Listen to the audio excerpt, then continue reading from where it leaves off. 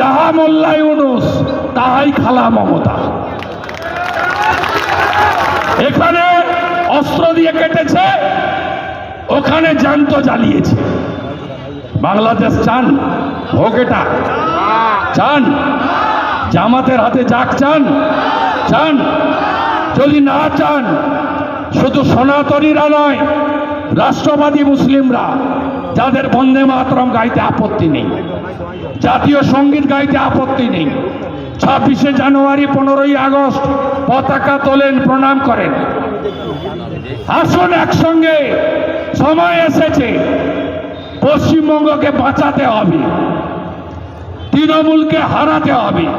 ভাইপো কালকে বিরোধী দলনেতার ভূত মাথায়, কালকে সব সভাতে শোনাচ্ছে, কালকে শুনিয়েছে। আমি বলেছি যে পশ্চিমবঙ্গের অবস্থা, ইউনুসের বাংলাদেশ তবু ভালো, কিন্তু পশ্চিমবঙ্গের অবস্থা তার থেকেও খারাপ। আরে এই ছেলেটা রাজনীতি বোঝে, ক্ষমতায় আসার পরে এলে যা হয়।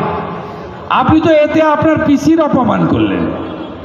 আমি বলেছি বাংলাদেশের ইউনুস তো খারাপ, তার থেকেও বেশি খারাপ হচ্ছে উনার পিসি মমতা ব্যানার্জির সরকার। আর শোনাচ্ছে মাইকে করে, ক্যাসেট বাজিয়ে শোনাতে থাকুন, শোনাতে থাকুন। এপ্রিল মাসের পরে তোমার দেখা নাই রে, তোমার দেখা নাই। প্রচুর ঠান্ডা, আধ ঘন্টা বলে দিয়েছি, 5টা থেকে এসেছেন আপনারা। এটা আমাদের সিট, এখানে তো কমল খেলাবেন আপনারা, পদ্ম ফুটবে, আবার পদ্ম, আবার পদ্ম, তাই তো? তাই তো? পাশের সিটগুলো হবে নোয়াপাড়া, জগতল হবে, ব্যারাকপুর হবে, নৈয়াটি হবে, বীজপুর হবে।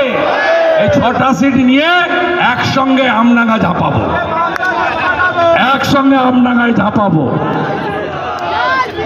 6টা সিট নিয়ে একসঙ্গে আমডাঙ্গায় ঝাঁপাবো, আমরা জিতবো, তাই তো? अभी कुछ देर पहले यहाँ का सीपीएम का बड़ा नेता तरुण जी ने ज्वाइन कर लिया। आइए साहब, एक साथ आइए, एक साथ आइए। ममता बनर्जी भाषा के नाम पर तोड़ने का कोशिश करेगा, वो इनका पुराना आदत है। আমরা তো বলেছিলাম এসআইআর করার দায়িত্ব ইলেকশন কমিশনের আর রাজ্য সরকারের। We are not worried. আমরা বলেছিলাম 5ই মের মধ্যে যদি সরকার করতে হয়, ফেব্রুয়ারিতে ভোটার লিস্ট বের করতে হবে, নইলে ভোট হবে না, ভোট না হলে সরকার হবে না, আর সরকার না হলে আমাকে বলতে হয়নি, আমি আগে বলেছিলাম, এখন মুখ্যমন্ত্রী বলছেন রাষ্ট্রপতি শাসন হয়ে যাবে, তো তাই আমাকে মেনে নিতে হয়েছে।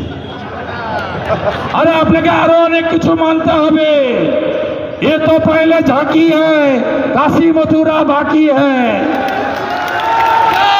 ये तो ब्रेकफास्ट का टाइम है, नाश्ता किया हम लोग 58 लाख, लंच का टाइम नहीं हुआ है, डिनर बहुत बाकी है। 14 फरवरी जब फाइनल वोटर लिस्ट आएगा, देख लेना, वो भतीजा जैसे दिल्ली में बोल रहा था ना, इस वोटर लिस्ट को हम लोग स्वीकार नहीं करेंगे। 14 फरवरी शाम का बाद ये लोग का आवाज देख लेना, बोलेगा हम लोग चुनाव नहीं लड़ेंगे।